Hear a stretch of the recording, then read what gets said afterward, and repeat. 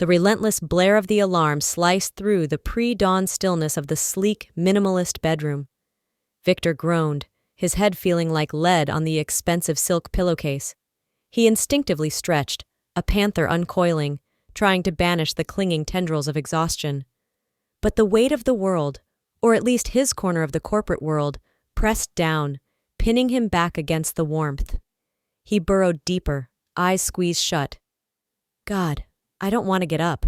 Ugh, he mumbled into the pillow, rolling over. His body screamed for just 15 more minutes, a tiny reprieve before the brutal demands of the day began. Another high-stakes, soul-crushing workday loomed, demanding every ounce of his focus. He lay motionless for a long minute, the silence thick with unspoken dread. Finally, with a heavy sigh that seemed torn from his very core, he dragged himself upright, swinging his legs over the side of the king-size bed. "Victor, you up?"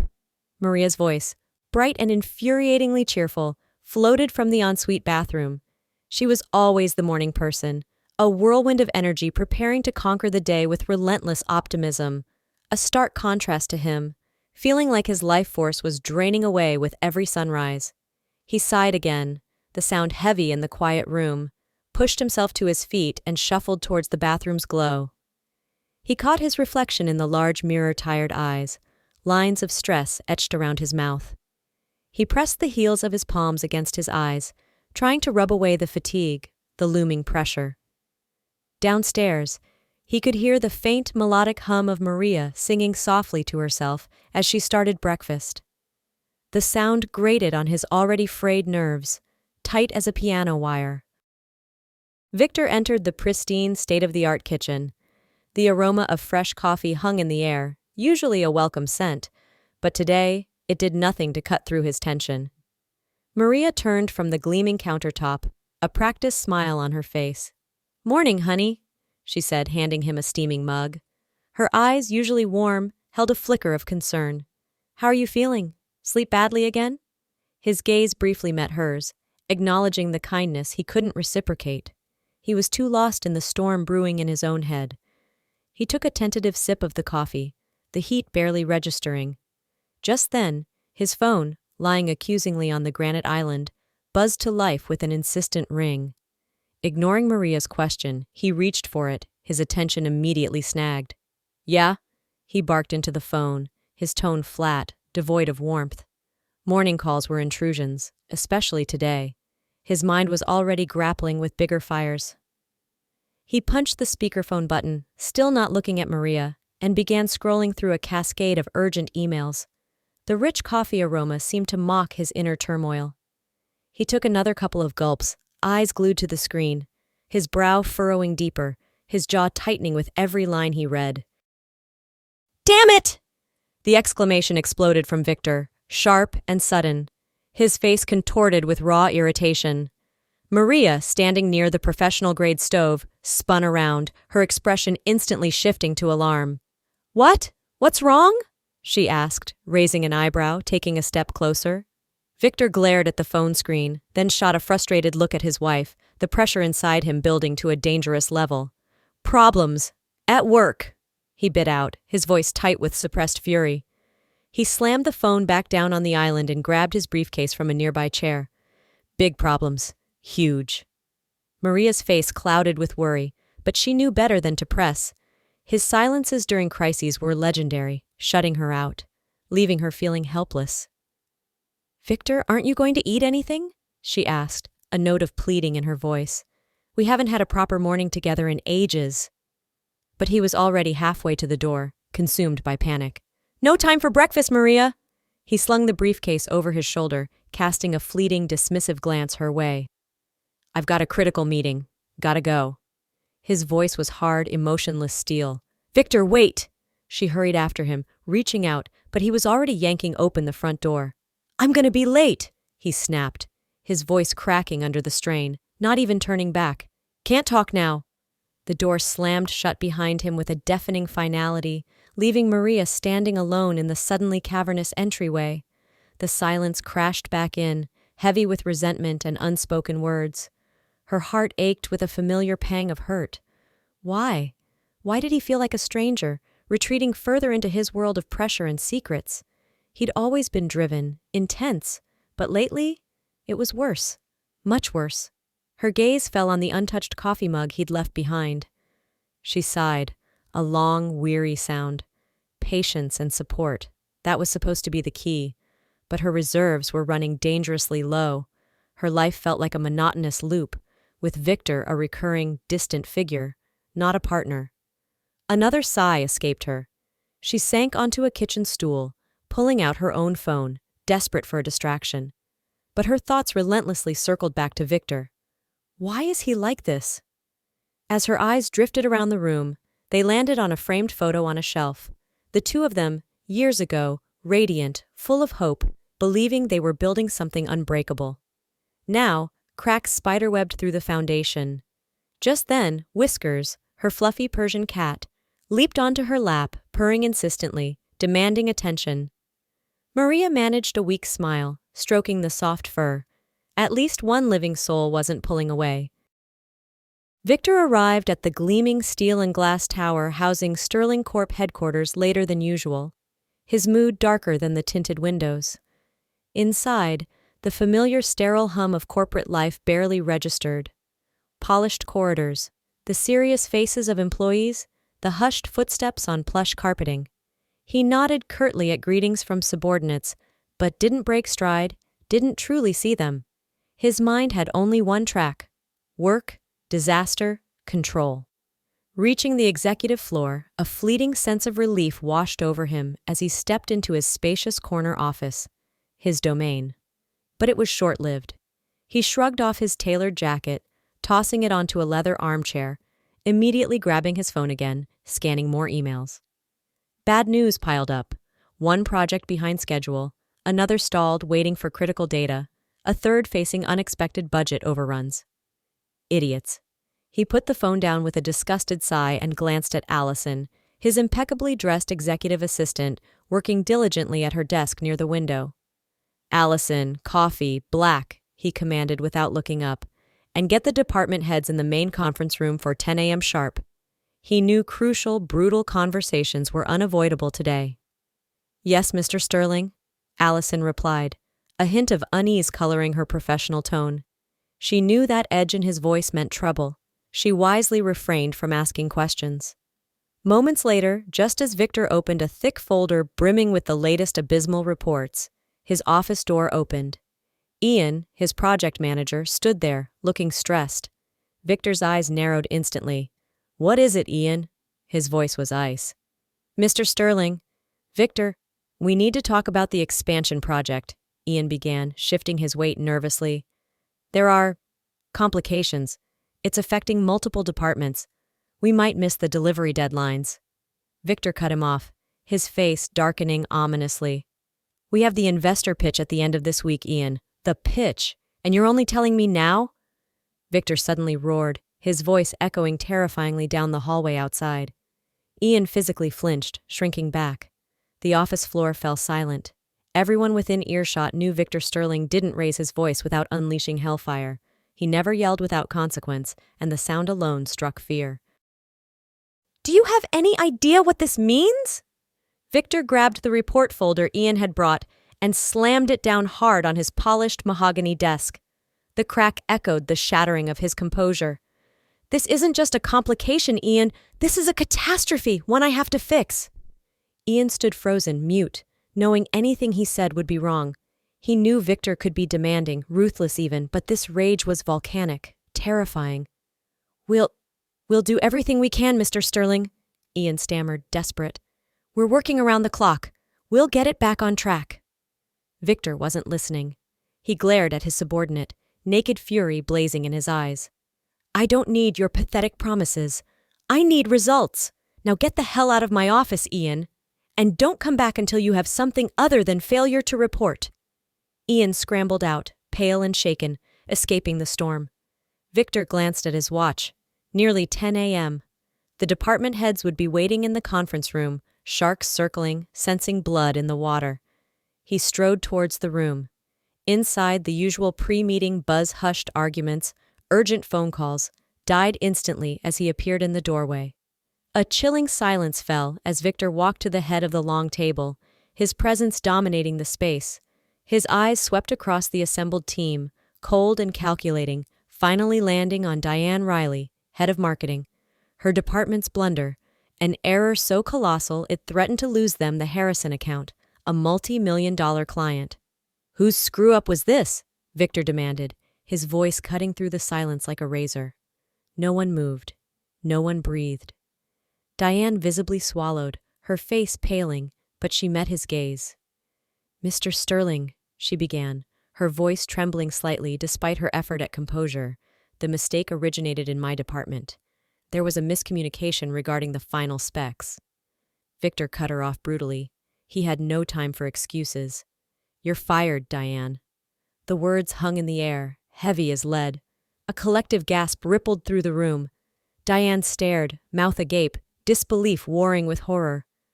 "But, Mr. Sterling, Get out!" Victor roared, pointing towards the door. Diane's face crumpled. Tears welled in her eyes as she blindly gathered her papers, stumbling from the room in humiliated silence. "Hey, wait a minute." One brave soul started, but Victor silenced him with a look that could freeze fire. He turned back to the stunned group, his expression unforgiving, his voice dropping to a menacing growl. "And let that be a lesson. That's where any of you will end up if you don't fix your messes. Now! You're here to build this company, not drag it down." He stalked over to the whiteboard, scrawled with project timelines and problem points, staring at it for a long, tense moment. Then he turned back. "I want updated, corrected reports on my desk by end of day. Everyone, now get out." The team scrambled to leave, a mixture of fear and resentment in their wake. Victor watched them go, a grim satisfaction warring with a deeper unease. He knew the move was necessary, brutal but essential. Yet, a nagging feeling persisted. He'd lost something more than just an employee. Maybe control, maybe loyalty, but the company came first, always. Once alone, he slumped back at the head of the table, rubbing his temples, before abruptly standing, storming out of the conference room, down the empty corridor, and out of the building entirely. On the bustling street below, he took a deep, ragged breath, the first real one all day, and headed for his car. Sliding behind the wheel, he immediately dialed a familiar number. "Nicole, I need to blow off some steam. I'm on my way." He disconnected before she could reply, the engine roaring to life. The drive across town did little to soothe Victor's ragged nerves initially, but the anticipation began to work its magic. He pictured Nicole, her knowing smile, the way she wore those ridiculously expensive scraps of lace, that look in her eyes that promised temporary oblivion. He craved her easy confidence, her practiced passion, the way she made the world and its problems simply disappear for a while. By the time he pulled up to her discreet upscale apartment building, a familiar heat was coiling in his gut. As if sensing his arrival, Nicole was waiting at the door, draped in a short black lace robe that clung to her curves, leaving little to the imagination. The moment he stepped inside, she wrapped her arms around his neck, her lips finding his in a hungry kiss. The scent of her perfume, something expensive and exotic, filled his senses. His hands immediately went to her waist, pulling her impossibly closer, molding her body to his, needing the contact, the distraction. Minutes later, tangled limbs and desperate kisses led them inevitably to the bedroom. Afterward, lying spent on the silk sheets, the crushing weight on Victor's chest finally began to lift, replaced by a languid, temporary peace. He stared at the ceiling, thoughts still churning beneath the surface calm, when an idea sparked. "Listen," he said, turning towards Nicole, gently stroking her bare arm. "That investor meeting at the end of the week? I need a date, someone impressive. Bringing the wife." He trailed off, the implication clear. "Wouldn't be the best move right now." He looked at her, a proposition in his eyes. "Will you come with me, Nicole?" Nicole arched a perfectly sculpted eyebrow, her expression shifting from sultry to calculating.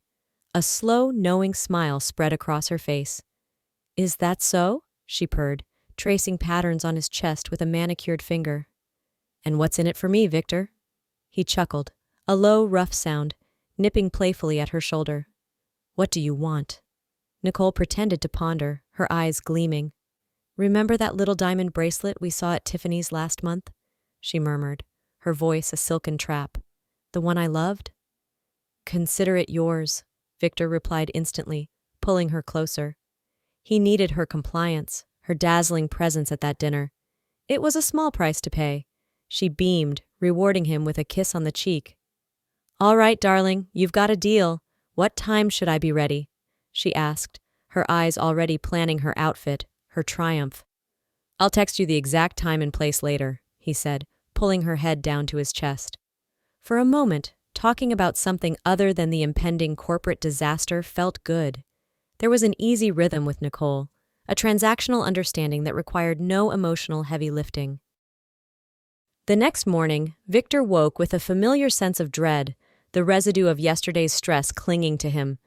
He forced himself out of bed and padded downstairs, expecting the usual routine coffee, maybe a forced pleasantry with Maria. But the kitchen was empty, silent. The large island counter, usually set for breakfast, was bare. He frowned, scanning the room. Odd. Maria was always here. A strange quiet hung over the house, punctuated only by the ticking of an antique clock in the hall. Maria? He called out, his voice echoing slightly. No answer. Minutes passed. His initial annoyance morphed into a flicker of unease. He grabbed his phone, dialed her number, straight to voicemail. Strange. Where the hell is she? He muttered, irritation warring with a nascent worry he quickly suppressed. No time for this. Work wouldn't wait. Shaking his head, he grabbed his keys and headed out, casting one last puzzled glance at the empty house before driving away. Meanwhile, Maria, flushed and energized from her morning jog through the park, felt a rare sense of clarity. The rhythmic pounding of her feet on the pavement had become her therapy, her escape. Today, the thought of returning immediately to the suffocating silence of the house felt unbearable. She needed something else, something for herself. Standing on a sun-dappled street corner, she pulled out her phone and dialed Nicole. After a few rings, Nicole's bright, slightly brittle voice answered. Hey, Maria! Long time no talk, stranger. Where have you been hiding? Nicole, hi! Maria tried to inject lightness into her voice. Listen, feel like grabbing coffee? Maybe at the Daily Grind? I could use a chat. Ooh, fun. Love it. Give me like an hour? Gotta finish my glam routine. See you there, Nicole replied, enthusiasm bubbling. An hour later, Maria sat nursing a latte in the bustling cafe, the aroma of roasted beans a small comfort. She checked her watch. Nicole, predictably, was late. Finally, the cafe door swung open and Nicole swept in, already looking mildly annoyed. Hey, gorgeous! Maria stood for a quick hug. Hi, Nicole sighed dramatically, sliding into the booth opposite Maria. Ugh, you will not believe this, Maria. I specifically told my nail tech Ballerina Pink, and she gave me this peachy monstrosity. Seriously, can you trust anyone these days? Maria managed a sympathetic smile, though the complaint felt jarringly trivial compared to the weight on her own shoulders. Oh no, that sounds frustrating. Totally! Anyway, Nicole waved a dismissive hand, laden with rings. Enough about my minor tragedies. What's new with you? Spill? She leaned forward, eyes wide with expectant curiosity. Maria hesitated, then decided to plunge in. Taking a deep breath, she spoke quietly. Nicole, I think Victor and I think we might be heading for divorce. Nicole stared at her, then let out a small, disbelieving laugh, as if Maria had told a joke. Seriously? Why would you think that? She drawled, propping her chin on her hand. We're like roommates, Maria confessed, looking down at her cup, the words tasting like ash. We barely talk. There's no connection anymore. The only thing I seem to be good for is keeping the house running. Nicole took a delicate sip of her own elaborate coffee concoction. Well, maybe that's for the best, she said with a careless shrug. Then, leaning in conspiratorially, honestly, Maria, you've kind of let yourself go. He's a big-shot CEO now, the face of the company. You need to keep up appearances, you know? Maria froze, stunned. She'd expected sympathy, maybe advice, not a blunt critique of her appearance. Wow, Nicole, thanks. You always know how to make a girl feel better, she said, unable to keep the hurt and sarcasm from her voice. "Oh, don't be so sensitive," Nicole laughed, patting Maria's hand dismissively. "Someone has to tell you the truth. If you want to keep his attention, you gotta shake things up. Go shopping, get a makeover, new hair. Come on, men are visual creatures, honey, you know that." Maria stared into her cooling latte, the conversation leaving her feeling emptier than before. "Sometimes," she murmured, almost to herself, "I just wish I could find someone who understands, who sees me, not just wallpaper." Nicole just shrugged, clearly bored with the topic. "Look, Maria, don't overthink it. Things can change if you put in a little effort. Besides, if things are that bad with Victor," she trailed off suggestively. Suddenly, she glanced at her diamond-studded watch. "Oh, gotta run, sweetie. Pilates in 15. She gave Maria an air kiss on the cheek. "Chin up, think about what I said." And with another flash of expensive jewelry, she was gone, leaving Maria alone at the table, the bitter taste of coffee mingling with the bitterness of disillusionment. Change was needed, a small voice whispered inside her, but maybe not the kind Nicole was talking about. Leaving the cafe, the sharp edges of Nicole's words still stinging, Maria sought refuge in the sprawling city park nearby. Sunshine filtered through the autumn leaves, painting the path in shifting patterns of gold. The air was crisp, carrying the scent of damp earth and decaying leaves. She needed this walk, needed nature's quiet balm to soothe her frayed spirit. Her life felt like a tangled mess, the chasm with Victor, the soul-crushing loneliness, the sting of Nicole's casual cruelty. Lost in thought, head down, she ambled along a familiar path. Suddenly, she looked up and froze, her breath catching in her throat. Walking towards her was a tall man in a well-cut gray overcoat. The way he moved, the set of his shoulders, it was achingly familiar, too familiar to be real. "Mark?" The name escaped her lips before she could stop it.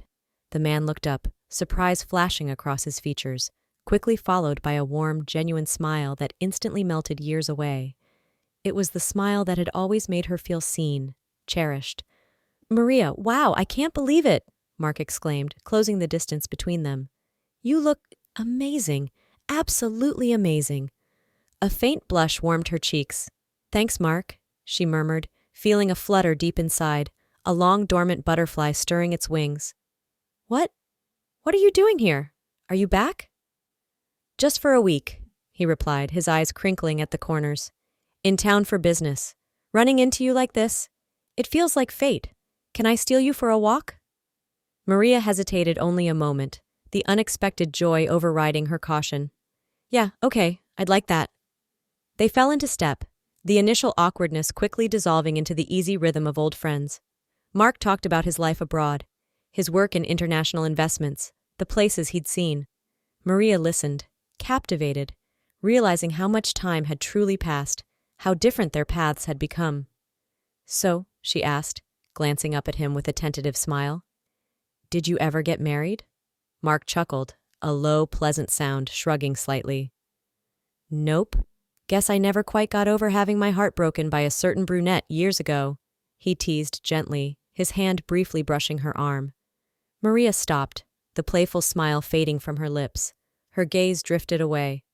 For the first time in what felt like an eternity, the ice around her heart began to crack, allowing a fragile warmth to seep through.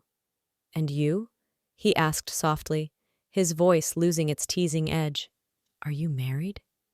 "Yes," she whispered, the single word heavy with unspoken complexities. She lowered her eyes, unable to meet his gaze.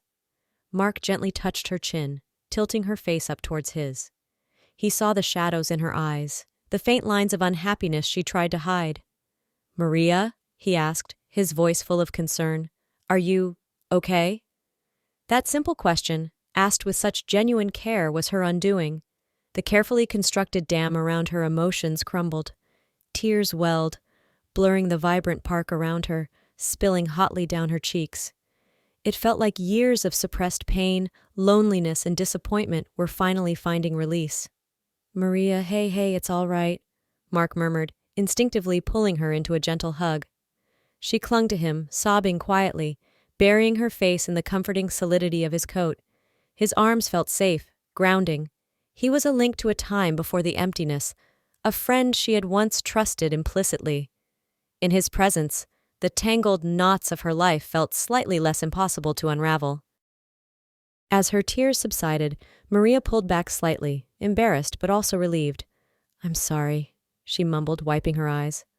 "Don't be," Mark said softly. "Talk to me, Maria. What's going on?" "I just feel so lost, Mark," she began, the words tumbling out. "Victor and we don't connect anymore. He treats me like part of the furniture, or his housekeeper. I feel invisible, like I'm just there, but he doesn't really see me." She looked down, twisting her hands together. "It's just hard." Mark listened patiently, his expression full of empathy.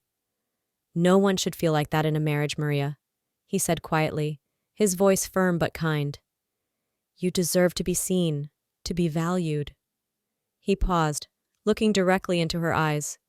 "Don't you ever just want to escape, even for a little while?" Maria managed a watery smile. "Escape? God, Mark, I can't remember the last time I did something purely for myself." A thoughtful look crossed Mark's face. "Hey," he said, a playful glint returning to his eyes. "Remember that old Ferris wheel on the pier? The one we rode on our third date?" Maria's smile widened, a genuine spark of memory lighting her face. "How could I forget?" she laughed softly.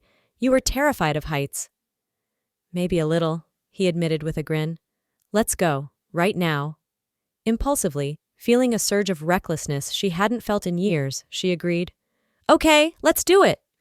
They practically ran towards the distant silhouette of the Ferris wheel, laughing like teenagers.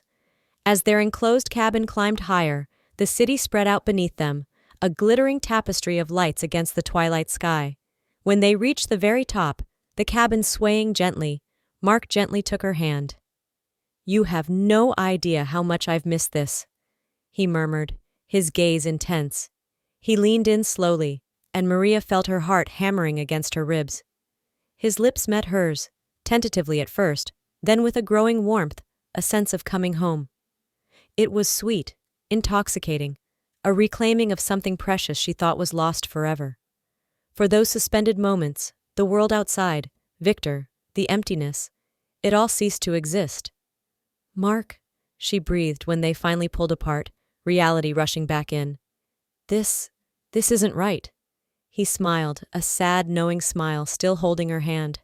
"Sometimes, Maria," he replied softly, his eyes holding hers, "the things that aren't right are the things that make us feel alive again." His words resonated deep within her, striking a chord of truth she couldn't deny. This unexpected reunion, this stolen kiss, felt more real, more significant than anything she'd experienced in years. As the wheel began its descent, Mark spoke again. "Let me take you to dinner tonight." "Please?" Her heart leaped. "Yes," she whispered, a thrill of anticipation mixing with the guilt. "Yes, I'd love that." As they walked out of the park, hand in hand under the emerging streetlights, Maria felt a flicker of hope, a sense that maybe, just maybe, her life wasn't entirely defined by the cold walls of her marriage. Later that evening, preparing for dinner, Maria studied her reflection. She chose a classic little black dress, elegant yet understated, smoothing it down, fussing with her hair. A nervous energy, reminiscent of her dating years, fluttered in her chest. When Mark arrived, punctual and smiling, his appreciative gaze made her blush. "You look absolutely stunning, Maria," he said, his sincerity unmistakable. The restaurant was intimate and candlelit, tucked away on a quiet side street. "Mark's favorite," he explained. As they settled into a corner booth, the soft jazz music and warm ambiance wrapped around them like a comforting blanket. "Every time I come here," Mark began, his eyes fixed on her, "I think of you." Maria smiled, intrigued. "Really? Why is that?" "Because," he said, leaning forward slightly, "you were the one who taught me to appreciate these simple, beautiful moments. Being here, it feels right having you across the table." His words touched her deeply. I've thought about our time together too, Mark," she admitted quietly. "More often than I probably should." "Is that such a terrible thing?" he asked gently, a question hanging in the air between them. No, she laughed softly, the sound surprisingly easy. Not terrible, just strange. To feel this connection after all this time. They talked for hours, reminiscing about old times, laughing over shared memories. Like the time Mark accidentally ordered the spiciest dish on the menu trying to impress her. He shared stories of his travels, his successes, the loneliness that sometimes crept in despite it all. Maria found herself opening up too, sharing fragments of her own life, the dreams deferred, the quiet ache of her current reality. It felt incredibly freeing to talk, to be heard, seen. "This is," Maria said, savoring a bite of perfectly cooked salmon. "Honestly, the best dinner I've had in years." Mark's eyes shone. "I'm so glad. Maybe we could do it again?" he suggested, a hopeful note in his voice. She hesitated, reality intruding. "Mark, I don't know if that's a good idea." He reached across the table, covering her hand with his. "Maria," he said seriously, "if you had the chance to change things, to go back to a time when things were simpler, would you?" She paused, considering. "Sometimes, yes," she confessed softly. "But we can't live in the past, Mark. What we had was wonderful, truly. It will always be a part of me." "I know," he nodded, his thumb gently stroking her knuckles. "But you deserve happiness now, Maria. You deserve respect. Please don't forget that." Tears pricked her eyes again, but she blinked them back. Tonight was too precious to be clouded by sorrow. "Thank you, Mark," she whispered. "You have no idea how much I needed to hear that." The easy intimacy of dinner flowed seamlessly as Mark drove Maria not home, but towards the sleek modern hotel where he was staying.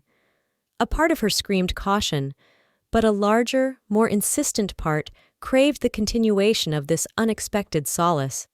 Stepping into the softly lit hotel room felt strangely right, a sanctuary from the cold reality waiting for her elsewhere. There was a quiet elegance to the space, a calmness that mirrored the unexpected peace she felt with Mark. He helped her out of her coat, his touch lingering for just a moment on her shoulder. They didn't speak much, settling onto the plush king-sized bed, leaning against the headboard, the city lights twinkling beyond the large window. The comfortable silence stretched between them, punctuated only by the distant hum of traffic. "Nice room," Maria murmured, finally breaking the quiet, her gaze drifting around before returning to Mark. His proximity didn't feel threatening, it felt grounding. Mark gently brushed a stray strand of hair from her face. "You know, Maria," he began, his voice low and intimate, "I have that big investor meeting on Friday. The one I came to town for? It's with Sterling Corp." He paused, letting the name hang in the air. "You used to work in project management, right? Construction estimates, feasibility studies? You were brilliant at it." Maria nodded slowly, a flicker of surprise crossing her face. "A long time ago. I know the basics, sure. Why?" He shifted slightly, picking up a sleek tablet from the nightstand. "I was looking over their proposal earlier," he continued casually, "and something feels off. I can't quite put my finger on it. Would you mind taking a quick look? Just glance at the main figures, the projections? Your instincts were always razor sharp." His touch as he handed her the tablet was light, almost accidental, sending a shiver down her spine. I guess I could look," she replied, taking the device, suddenly feeling a strange mix of usefulness and unease. "I'll help if I can." "You have no idea how good it feels just being near you again, Maria," Mark said softly, his voice a husky whisper near her ear. It felt like a secret shared between them, a moment of pure connection. Her heart gave a little leap. In this bubble of time, she felt strong, desired, yet vulnerable.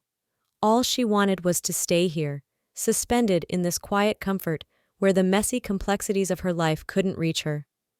"Are you sure I can actually help with this?" she asked, trying to steer the conversation back to safer ground, tapping lightly on the tablet screen. Mark chuckled, a warm, reassuring sound. "Maria, you always helped me, even when we weren't talking about it. You just know what's needed." He met her gaze, his expression earnest. "You were the most important person in my life once." "You were for me too, Mark," she admitted, her voice barely audible, holding his gaze. He leaned closer, his expression growing serious.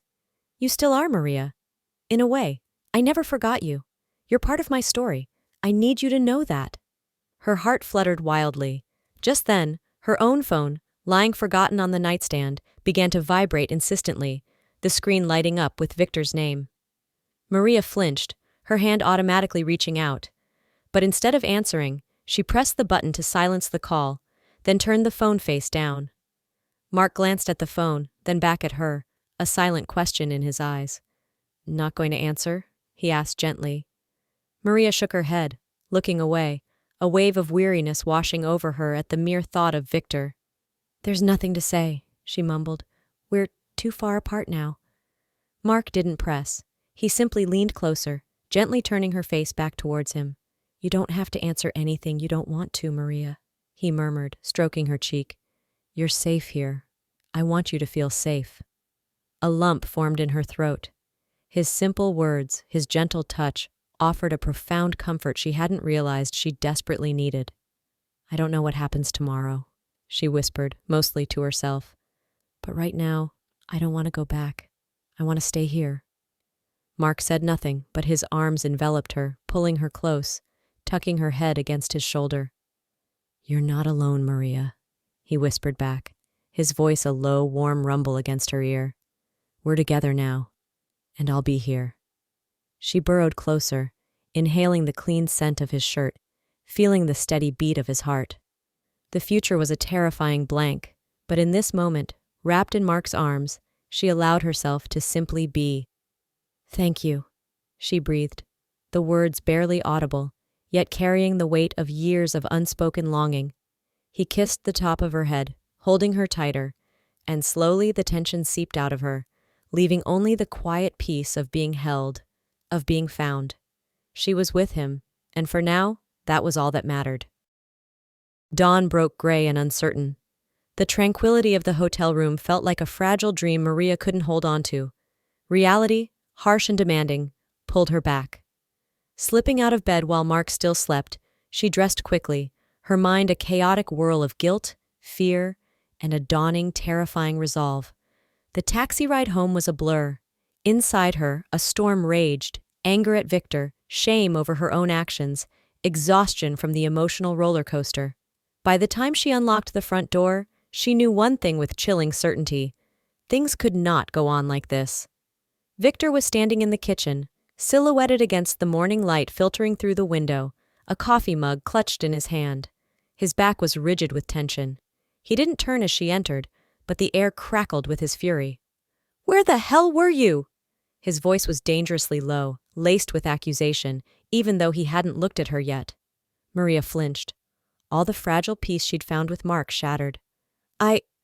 I went for a run, she stammered, trying to sound calm, though her voice trembled, betraying her lie, especially dressed in the previous night's black dress. He spun around then, his face a mask of controlled rage. A run? Dressed like that? He advanced on her, his movements jerky, unnatural. Before she could react, his hands shot out, closing around her throat. She gasped as his fingers dug into her skin, stealing her breath. Victor, what are you doing? She choked out, terror flashing in her eyes. He seemed barely aware of her fear, his own face contorted with a terrifying blend of jealousy and fury. Don't lie to me, Maria. Who were you with? Spending the night with your lover? The word was spat out like venom. The accusation, so close to the truth yet fueled by his own guilt, snapped something inside her. Maybe I was?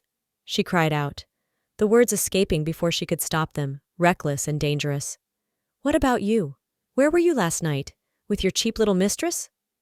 His eyes widened in shock, then narrowed into slits of pure rage. If I find out you're cheating on me, Maria, I swear I'll kill you, he snarled, tightening his grip for a terrifying second before shoving her violently away. She stumbled backward, hitting the floor hard, stars exploding behind her eyes.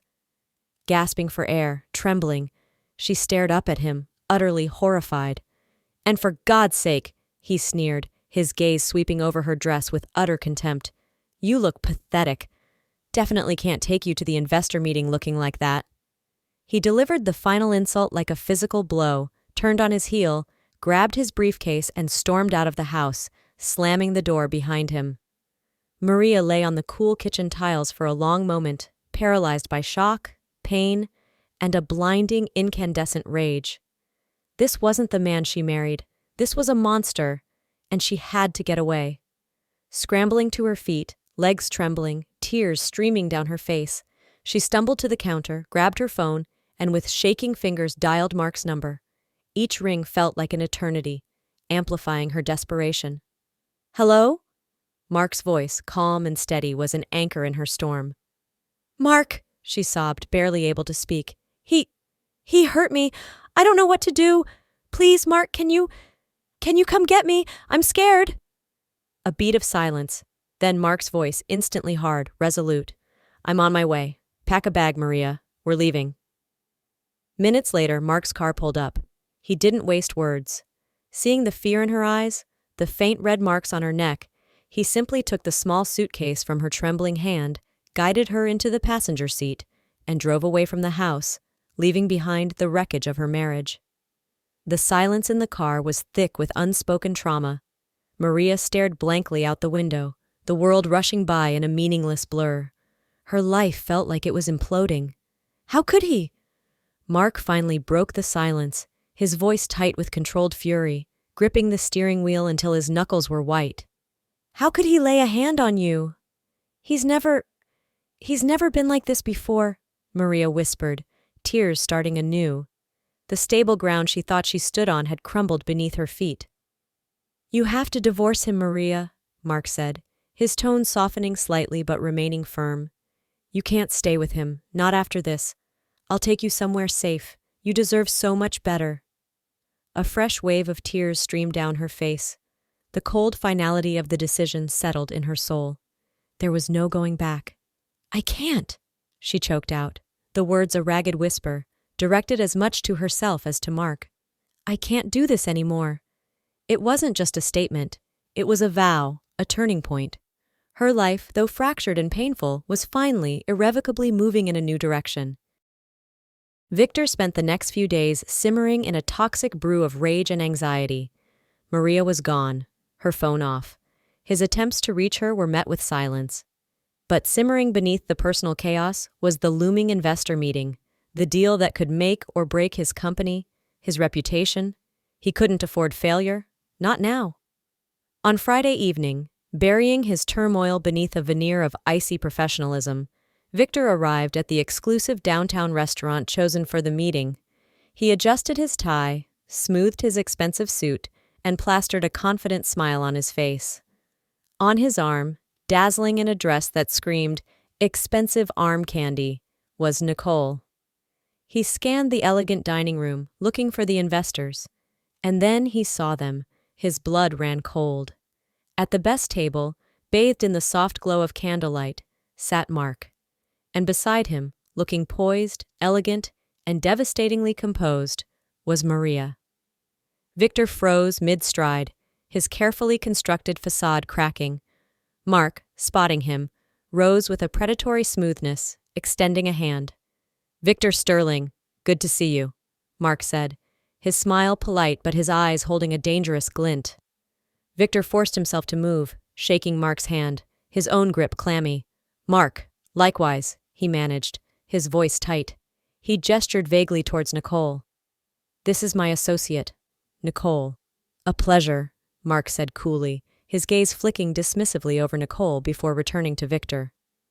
"And this," he said, gesturing warmly towards Maria, "is my associate for the evening, Maria."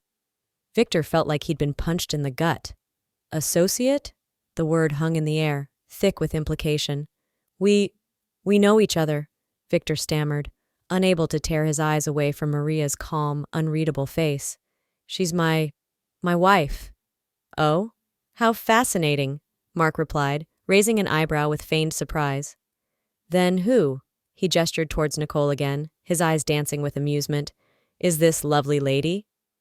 Before Victor could formulate a response, Maria spoke, her voice clear and steady, cutting through the tension. "She's Nicole," Maria stated, her gaze locking with Victor's, cold as ice. "My former friend. The one who's been sleeping with my husband. A stunned silence descended upon the nearby tables. Diners subtly turned, sensing the unfolding drama. Nicole flushed crimson. Mark, ever the strategist, smoothly intervened. Well, shall we get down to business? He suggested brightly, gesturing for everyone to sit. We have an important project to discuss. Victor, reeling, numbly passed the project proposal across the table. He tried to focus, to regain control, but Maria's presence, her quiet strength, unnerved him completely. The discussion began, stilted and tense. Victor clung to the hope that the technical details, the numbers, would save him. Maria, Mark said, turning to her and pointing to a complex blueprint within the proposal. Could you take a look at this section? Structural load calculations? Does this look right to you? Victor's heart hammered against his ribs. He knew that section had been problematic, rushed. He'd assumed Ian's team had fixed it. Now, panic clawed at his throat. Maria leaned forward, studying the document intently for a moment before pointing decisively at a series of figures. Actually, Mark, she said, her voice devoid of emotion, these calculations are fundamentally flawed. The stress tolerance is miscalculated by almost 30%. She looked up, first at Mark, then directly at Victor. Based on this, the entire west wing of the structure would be unstable. It wouldn't last 5 years before facing potential collapse. Victor leaped to his feet, his face ashen. That's impossible! There must be a mistake! He blustered, desperation making his voice shrill. Maria remained perfectly still, unmoved. The mistake is right here, Victor, she said calmly, tapping the blueprint. In black and white. Mark slowly pushed the proposal away, his face hardening into a mask of cold disapproval. He rose slowly. Mr. Sterling, he said, his voice dangerously quiet. I believe this meeting is over. Sterling Corp. clearly isn't ready for this level of investment. I won't be putting a dime into a project built on faulty foundations and deception. The world tilted under Victor's feet. Everything, his deal, his reputation, his marriage, was crumbling around him. Wait, we can fix this. We can rework the numbers, he pleaded, but Mark wasn't listening. It's too late for that, Mark stated flatly, not even looking at Victor. He turned to Maria, offering her his arm. Shall we go, Maria? Together they walked out of the restaurant, leaving Victor standing amidst the wreckage of his ambition. Nicole hesitantly touched his arm. Victor, honey, don't worry. We'll figure something. He violently shrugged her off. Get away from me, you cheap tramp! He hissed, his voice raw with fury and humiliation. Heads turned, whispers erupted, but Victor didn't notice. He was alone, utterly alone, engulfed by the ruins of the empire he had built on lies, betrayal, and brutality. The tycoon's tempest had finally broken, leaving only devastation in its wake.